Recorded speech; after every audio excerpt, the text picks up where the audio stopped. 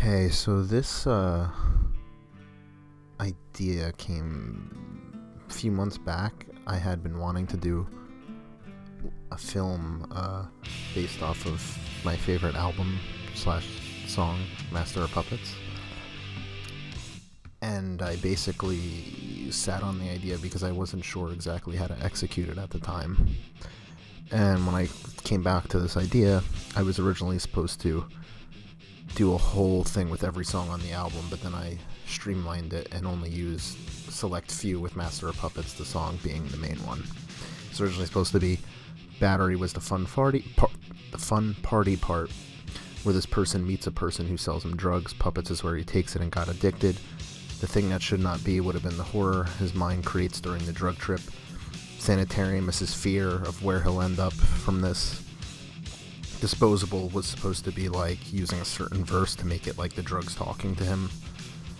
Leper could be made to represent the dealer because of certain lyrical ideas in there.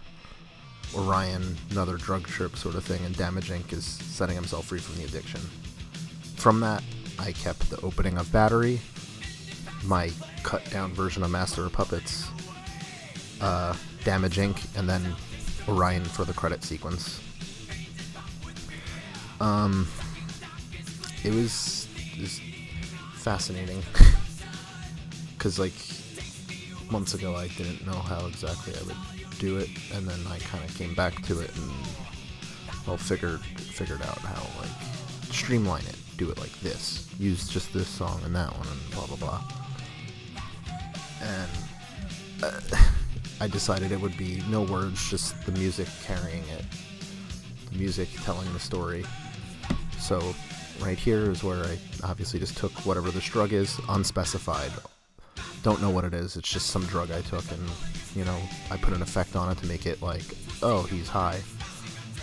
And here is where I would fall and knock out into the trip. Because after this part right here, this is where the trip starts. And pretty much for this sequence, I decided to just, you know, kind of act like I'm a little out of it, sunglasses and everything, based on what I've seen from people who have performed on stage, high or very hammered. Put a little effect over this, and I just played the middle section that you would be hearing right now of Master of Puppets on guitar. And I particularly love the camera in this bit, with like tiltedness and the trippiness. It's just black, how the black pops in the background. Only the color of me, the red and the guitar, is what shows. It looks like I'm like,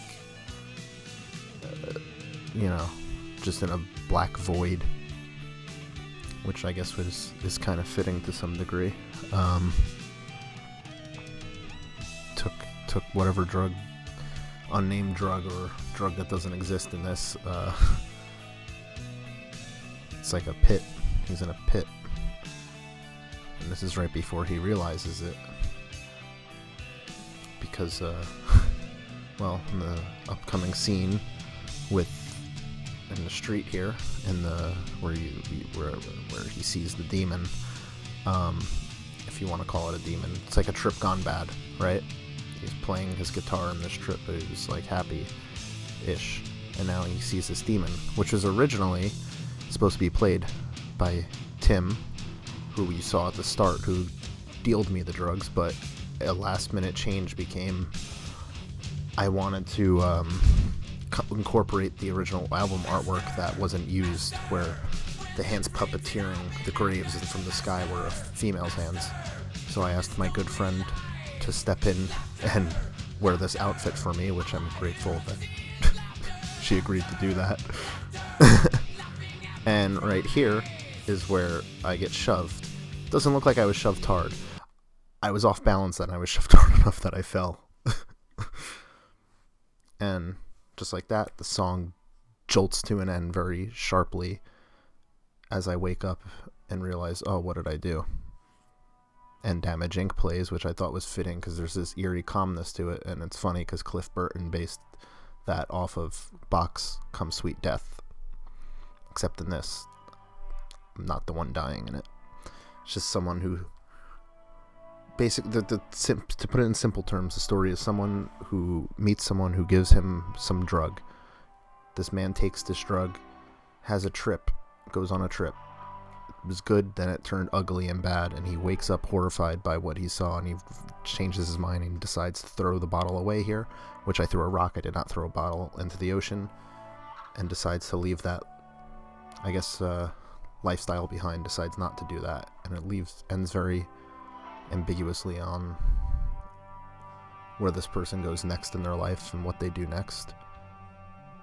My outfit choice was trying to, in this film too, was just trying to, the grungy, so I have my Alice in Chains flannel with my Damage Inc. tour shirt with the ripped jeans and the beat up white shoes just to try to match it. Easter egg. Tim's character's name, Virgil, was because of a nightmare I had about a demon called Virgil trying to pull me down through my bed like Freddy Krueger did to Johnny Depp in Nightmare on Elm Street. And then simply, I didn't want to give the other characters' names, so I was the puppet. Antonia was the master, just to play off of the whole album thing. And I was very proud of being able to do this and make a tribute to my favorite band and song/album.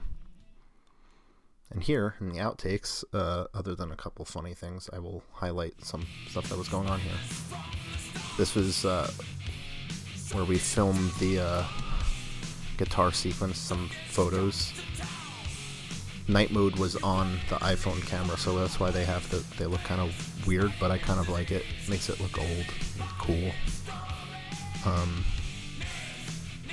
Here I started laughing because I saw her eyes blinking, and I don't know why, but it was so funny just seeing like eyes blinking behind the giant beaked mask. Very Plague Doctor reminiscent.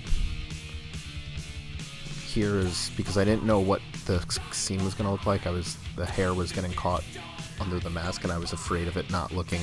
I wanted it to look fine because I had no idea that the effects I was going to put on was going to make this figure's mask be the only visible thing. And here I'm explaining, I guess, how I was gonna grab on to the jacket, getting pushed. Looks like I'm gonna be executed by this thing. It's like human but not human. That's what I liked about it. It just happened to be a creepy mask my friend David had, and it worked perfectly. Here I'm explaining, like, okay, you gotta push me here, and that's when we agreed upon I needed to do a wink at the time for when the shove would come. And lastly, this was 2 alternate takes for the goodbye sequence here, and it's funny because it's they just ended up being too goofy, so we went with the first one. So these, I guess, would be count as the 2 bloopers. Take me, take me, and then you will meet.